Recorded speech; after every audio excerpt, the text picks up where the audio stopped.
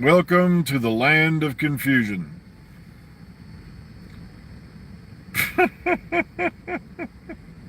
Okay, so from what I'm reading, they're not going to release the Batgirl movie, which they've blown millions and millions of dollars on. I'm like, I'm sorry, that it's like, oh.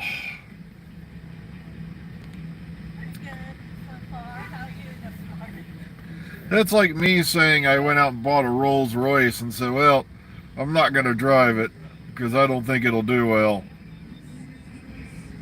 Have you ever test drove it? No. But I don't think it's going to do well, so I'm not going to drive it.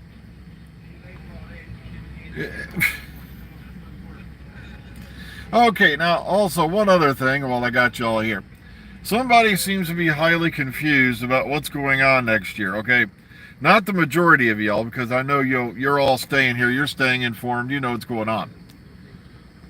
But somebody posted this thing about, I don't know what you're talking about, a Christmas special this year, Dr. Freedom. It's going to be November 2023 for the special. That's going to be a wide gap. Okay, if you're tuning in and you wrote the comment on the last video, you're getting 3 specials for the 60th. Not 1, not 2, not, sorry, we don't want to stick that finger up by itself. 3 specials. It's not going to be a one-off like the 50th. Plus, you've got the centenary coming up in October. The thing is, oh my God, did I just murder the English language with a bludgeon? As John King brought up, as someone else told me in one of my inboxes, there was a debate going on for a while about whether or not to release the first special on Christmas this year or New Year's Day, so that way you could say you began the new year with one of the 60th specials. Now it seems to be the argument's leaning towards showing it on Christmas Day. We can only hope, okay? Because remember, you know how these things can shift back and forth like a pendulum. Like a metronome on acid. It goes all over the place, all right? So it looks like it's swinging towards Christmas, so we can hope it stays that way. But you're not getting one 60th anniversary special as far as I know. There are 3 specials for that year. Now,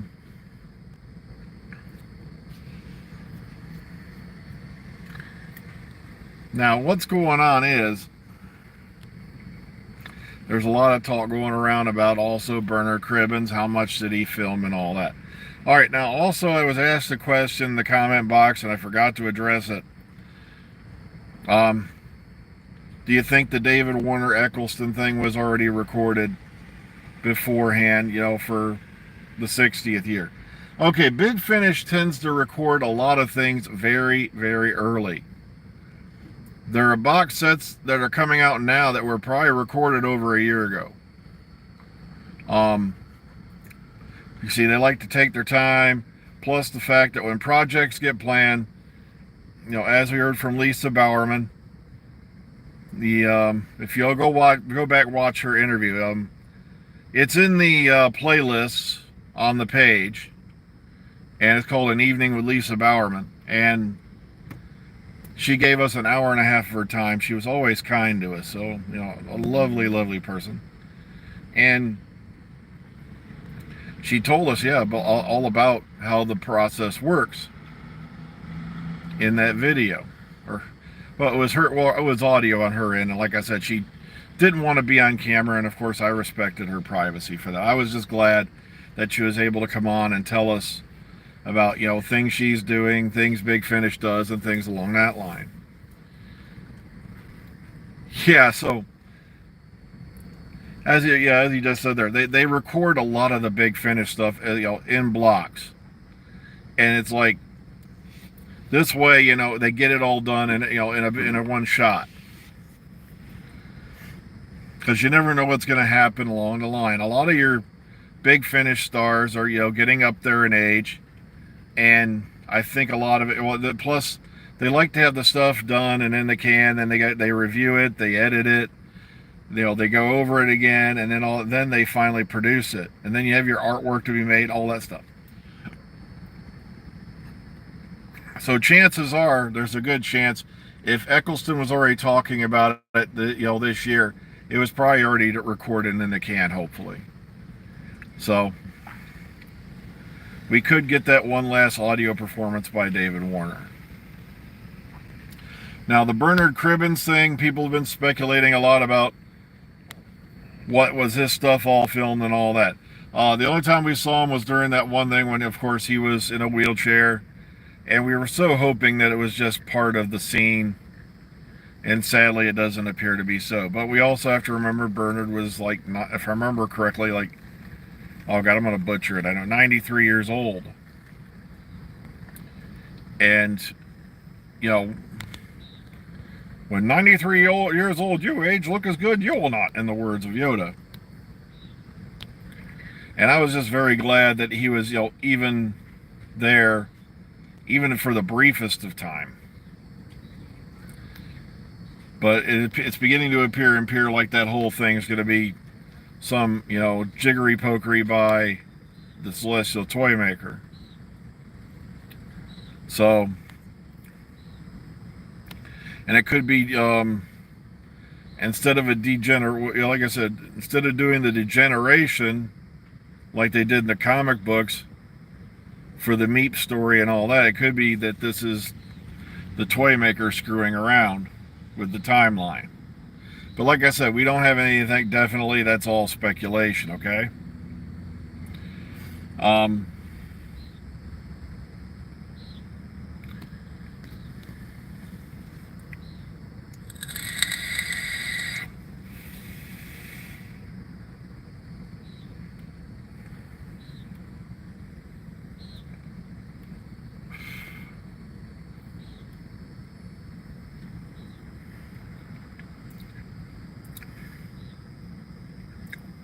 Yeah, sadly, Michael Gough, has left us a long time ago.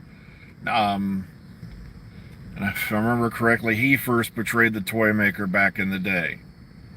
And Michael Gough, you might remember, a lot of you out there who aren't, in the Doctor Who thing will remember Michael Gough as, I hope I'm not butchering his name. I'm going off the brain box here, okay?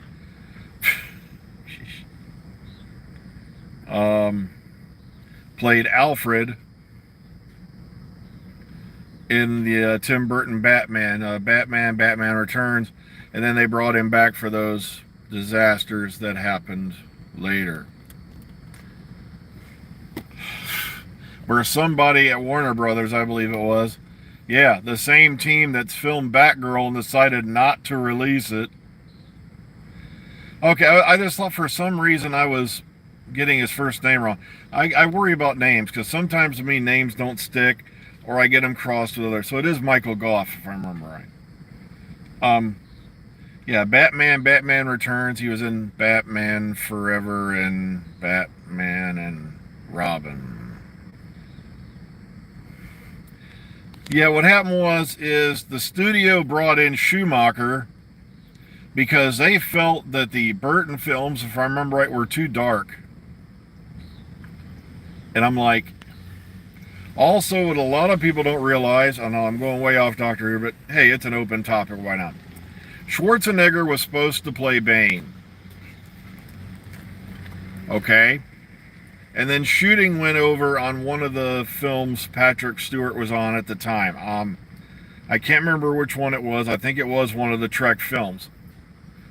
And they were having some difficulty because Schwarzenegger found out that Bane got it because he's not a comic book guy, really, Schwarzenegger at that time. He found out Bane got his powers by having juice pumped into him. That material, whatever it was. And he started to think, great, people are going to associate me with steroids. So he was having a lot of difficulty with that. Then shooting went over, and Patrick Stewart was supposed to play Mr. Freeze. Or Dr. Freeze, or whatever he was. See how up I am. Which would have been beautiful. But shooting went over, and that's how Schwarzenegger landed the role of Mr. Freeze, and they brought in some no-name to play Bane. Because that way it solved all their problems. Schwarzenegger still got a role. Some no-name got to be some snarling, yelling Bane. And that's what happened.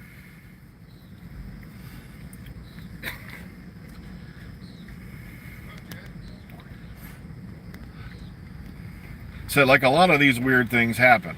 Like I said, if it hadn't been for the fact DeRay Scott was, busy shooting MI2 and shooting went over thing, you never had Hugh Jackman as Wolverine.